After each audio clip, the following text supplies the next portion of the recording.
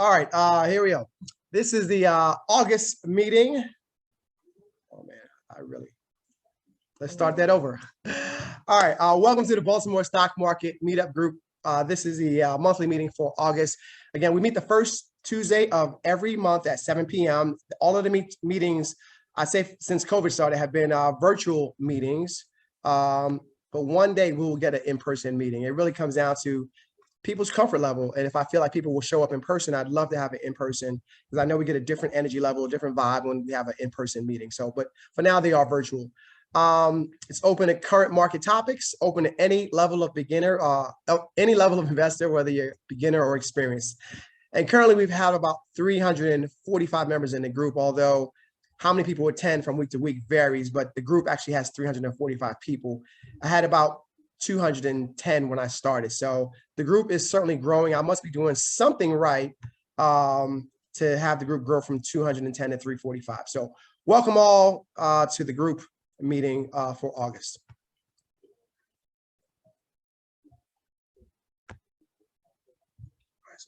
Okay, there we go. So I am your host, Coach Mike. I'm the founder and CEO of Walk On Consultings. And what I do is I educate and coach people on how to get started investing. If you're already an experienced investor, then I'm the person that you would talk to when you want to bounce an idea off of and saying, hey, I already own this stock and I'm thinking about adding this to my portfolio. What do you think about this? That's what I do as a consultant. Either teach people to get started or consult the more experienced people who already have a portfolio and are thinking about buying or selling a certain stock and really want someone to talk to.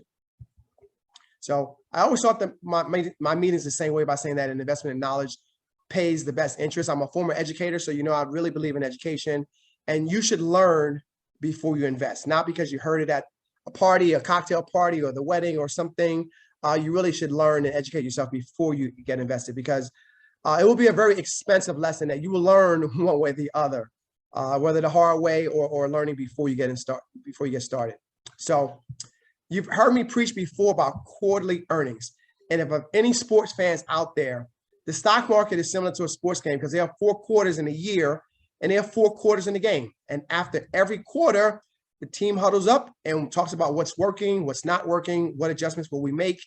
And, you know, it's the same thing with a public company. Publicly traded companies are required to have a meeting every single quarter. And they're going to tell you how they did and why they did how they did. If they did bad, what happened? If they did good, what happened? And what do they project for the next quarter, for the next year? Every single quarter. So if you invest in a stock, you need to be following them at least at the quarterly meetings to see what happened to your stock the previous quarter. So this is the time, right? Quarter just ended. Tons of companies are reporting their earnings. Today, we'll discuss Starbucks. And here's some of the main topics. And again, I like to try to meet people where they are. So you may not understand all of the terminology, but I'm going to make it really, really personal for you today. Revenue. Top line. I know some of you might not be accountants. I know Travis is an accountant, so he gets this, right? But revenue is the top line. So you have a job. When you make money, you get gross pay, right? That's your top line. That's the same thing when you have a company. Net income, bottom line. So after they take taxes out of your check, what's your net income? That's the bottom line. So top line, bottom line. This is what stock market investors and analysts are looking at. Top line, bottom line. EPS, earnings per share. How much is available from that net income to your shareholders? So if you've got kids and you make $100,000 a year, but after taxes, there's only $50,000, how many kids do you have? How much is available to each kid? Because even after your net income, you probably got rent and food and car payment and car insurance. So how much is left available to each child? So earnings per share is how much is available to each shareholder. Okay, very common topic or very common concept. Let me say that. Year over year, you'll hear this phrase mentioned a lot, year over year. So this quarter compared to the same quarter last year, how do we do? That's what the year over year is. Or if it's the end of the year, is how do we do this year compared to last year? We're always measuring performance. If you want to buy stocks that grow, they've got to do better this year than they did last year. And next year has got to be better than this year. And those are the things that move stocks, okay? So then lastly, you see the forecast. What's our forecast for next year? Are we projecting growth? Are we going to grow more, sell more, whatever it is? If we're sell more coffee, if we're McDonald's, sell more hamburgers. If you're Walmart, sell more, whatever, right? Are we going to sell more next year than we did this year? That's what makes companies' stock price go up. Okay, so I mentioned that we're going to talk about Starbucks. So everyone knows, or maybe they don't know, that the market is open from 9:30 to 4. So at 4 o'clock, the market closed. Starbucks was $83.71, which was down $1.20 per share, or 1.41%. But after the market closes, they reported their earnings. Look what happened. The stock jumped 2% higher. Okay, so it must be good news. I don't know yet, but it must be good news. If the stock jumped 2% after they reported, must be good news. So these are the types of things that if you own Starbucks, and by the way, I don't own Starbucks. I always try to let people know. That way you can know if my opinion is biased because I own it or I'm going to buy it. I just picked Starbucks because it was like the first news story that I saw come up. Like, okay, let's talk about Starbucks. It's a company that everybody's familiar with.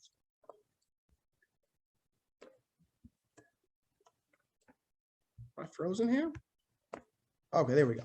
So we got analyst estimates, and I know this print's kind of small. I'm not sure if you can see it. Clearly, if you've got a desktop or a laptop, this is better than if you're looking at a phone. And I apologize that the print is so small. I copy and paste it from Yahoo Finance. But you can see for this current quarter that ended in June, although this is August, it takes time to get the numbers together. They had 27 different analysts reporting on their company. The average was 75 cents per share. Then they show you the low and the high, and they show you what happened a year ago. So right away, a year ago, they earned $1.01 per share. But this quarter, they're estimating 75 cents. That's lower than it was last year. So that's not a good sign. They do the same thing for revenue. They got 22 analysts. They're estimated to earn 8.1 billion. And you see the range of low and high estimates. So again, we're talking about analyst estimates. When you hear these JP Morgan downgraded, or Goldman Sachs upgraded, or Citibank upgraded, these are the analysts who are analyzing these companies and giving you what they think is going to happen this quarter, next quarter, and so on. So another thing to look at is the history. How does this company normally do? When they report last year, how did they normally do? So in June, the quarter that ended June 29th, 2021, the estimate was 78 cents. They earned $1.01. That was a better than expected, a 29.5% surprise. That's a good thing. And so you can see, do they normally beat or do they normally miss expectations? These are the things that people look at. Keep it moving here. All right, a couple of news stories from Starbucks. You can see Starbucks shares climb as quarterly sales top the estimates on high prices. Another one says Starbucks earnings are lifting the stock even without new forecasts. And the last one says Starbucks is hit by higher costs for wages and supplies, but U.S. demand is strong. Of course, Starbucks is a multinational company that's getting hit really hard by China, because unlike the United States, they can lock the country down and say, you're not going anywhere. But in America, we got too much freedom, so you can do what you want to do. So coffee sales are still strong in the U.S. So here's one of the actual articles, and I'll put the link to this in the chat, but take just a brief look. Sales of 8.15 billion came in slightly above expectations for the fiscal quarter ended July 3rd. So you can get a sense of, did they meet? Did they beat expectations? Okay, that's really, really important. And then lastly, what's their forecast for the next quarter and for the next year? And is their increase due to a higher price, or is it more volume? And it says that looks like it's making up for low volume. They raised prices, but they didn't have more volume. So it's a very important thing to know. All right, a few more things. How did Starbucks do against competitors? Because they're in what we call consumer discretionary. This is the thing that you do not have to have. While you have to have gas for your car, insurance for your car, toilet paper, and food, Starbucks is kind of optional. It's discretionary.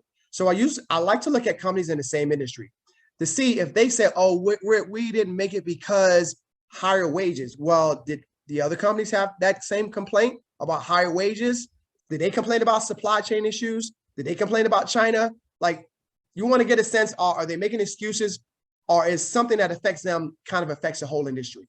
So I have Dunkin' Donuts and Panera, but I believe they're privately held. I don't think they're public, but you get the idea that you want to look at companies that are in the same industry that may or may not be experiencing some of the same things.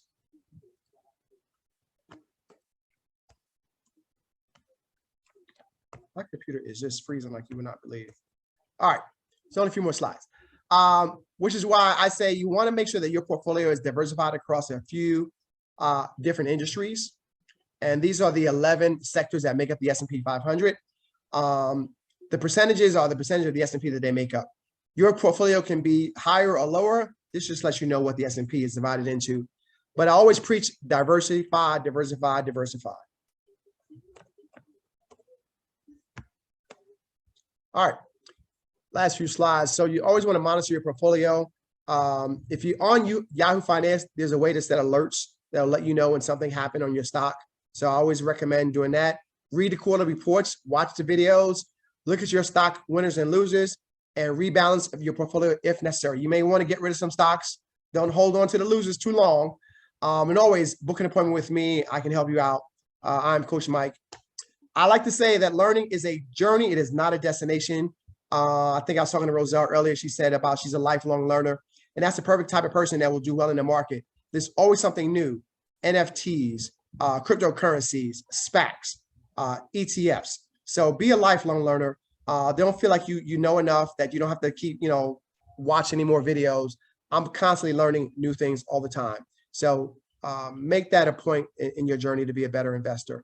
Wrapping up again, there are my links for me if you want to get in touch with me through email, cell phone, whichever way is comfortable for you. But let's open the floor and let's talk. Let me stop the recording, stop sharing. And I would just say, please don't be shy.